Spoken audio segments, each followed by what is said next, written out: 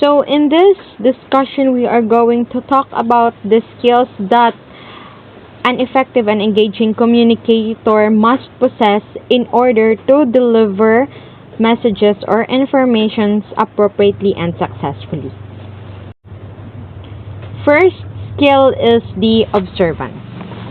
A person must possess sharp observing skills to gain more and more knowledge and information. According to Peter Drucker, the most important thing in communication is hearing what isn't said. That's why, as good communicators, we need to be observant, we need to be vigilant. Let us look around us. Observe. Be mindful of the surroundings. Let us examine the information that we are collecting or we are observing. It is true? It is factual? Or is it fake? It is important nowadays that we must learn to observe, examine, and determine if the messages or information given to us are reliable or valid. Another thing to observe or to deeply examine is the body gestures or the facial expressions of a particular person, especially when you are having a physical interaction or physical communication. Next skill is the clarity and brevity. The most crucial skill in a person is he must be good, alert, and a patient listener, not just a good sender or good communicator. He must be able to understand and interpret the message well. So, as a listener or as a part of the communication process, we need to listen carefully to someone when he or she is talking to. We need to be active and patient so that the communication must be engaging and active. We must observe the information, recognize all the details, and analyze it so that we can interpret it accordingly and have that engaging communication and communication that is well interested by many. Next, we have that emotional intelligence. Let us always remember that words are like knives. They are sharp tools that can easily change or affect a particular person. A person must be emotionally aware and the ability to influence others from within. Your words can create a change. Your words can run through places. Your words can change people. That's the power of words. In our profession as future educators, words are very authoritative, it is very commanding and influential because students or our learners tend to see us as their role models. Sometimes they even believe us more than their parents or their families. That is why we need to be very careful of the words that we are trying to deliver, the informations and the messages that we are instilling towards their minds. We must mold them to become a better individuals that are productive citizens, that are optimistic and have that value or that character to be a good communicator or to be good individuals that can influence others as well. Next is self-efficacy. A good communicator must have faith in himself and his capabilities to achieve the objectives of communication. He must be confident enough that he can deliver that particular message well. If one is doubting about his capabilities towards sending or delivering a message, then it can affect the whole communication process. The message might not be sent successfully. It might cause failure or it might change the purpose and the meaning of the message itself if the sender have hesitations or doubts towards his capabilities. Next is self-confidence. Being one of the essential communication skills, self-confidence enhances the worthiness of the message being delivered. Confidence makes the speech or the communication reliable and interesting. If someone or the sender is not confident, then there's no life towards a specific conversation. The interaction is boring, the interaction is not impressive. That's why there will be no engagement that will happen, because the sender or the recipient and the listeners are not engaged or not interested with what you are talking or what you are saying. Next is respectfulness.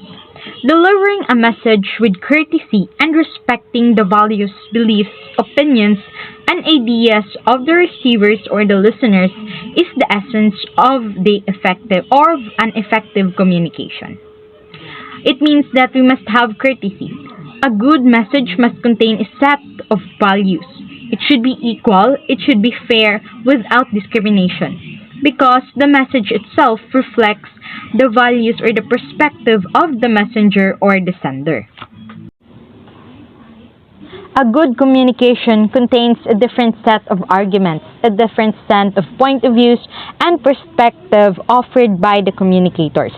It is a sharing of different ideas and different cultures, different backgrounds that makes the communication more interesting and of course more knowledgeable. It is important that despite of these differences, despite of the diversity that we are offering in a communication process, there must be a limit, there must be a boundary, a respect to be exact, so that the communication will continue, so that the ideas will turn into knowledge. We may have different set of perspective, but at the end of the day, all we wanted to do is just to inform, to share, and to communicate. Then let us have that non-verbal communication skill. Of course, this is very important. To connect with a receiver in a better way, the sender must evolve or must be involved in a non-verbal means of communication. It's not always that we are talking, it's not always that we are expressing through words, but we should also connect through a non-verbal way. This includes our gestures, our facial expressions, our eye contact, and our postures. Next is the selection of the right medium. It is necessary to select an appropriate medium according to the situation, priority of the message, and the receiver's point of view. As part of the communication process, it is our responsibility to select and determine the most appropriate medium or channel where we will transmit our messages. It's either we can have that physical interaction or physical communication, or through virtual messages or social media platforms. A feedback can either be a criticism or a positive response towards a transmitted message or information. Whatever it is, feedback determines or identifies either the delivery of a message is successful or a failure. This is where everybody or everyone is included within the communication process. They are involved. They are the active participants of the communication or the interaction process, where they constantly share and exchange whatever their thoughts or opinions about a particular message or particular given information. So here are the most common or basic communication skills that everybody must have. First, they must have the good listening skills, good writing skills, good speaking skills in both formal and informal ways. Also, for communication effectiveness, one should have that genuineness, that empathy, and respect in order to make the communication more effective, engaging, and interesting. In the communication process, especially for us future educators, we can say that a discussion is effective or engaged when students and teachers are both actively included or involved in such instruction. Example, the teachers are asking or throwing questions to the students, and the students will also respond based on what they understand and based on their own point of views or perspective. They are also included in such activities where they can express themselves, show off their skills, their capabilities, and show off their thoughts and opinions.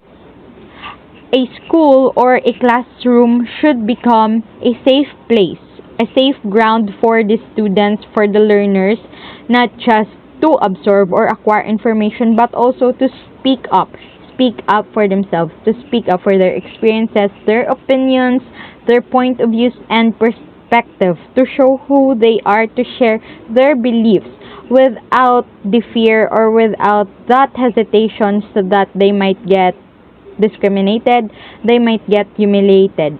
Instead, we must boost them or give that motivation as future educators for the students to freely express and discover themselves through a positive communication environment that we must give.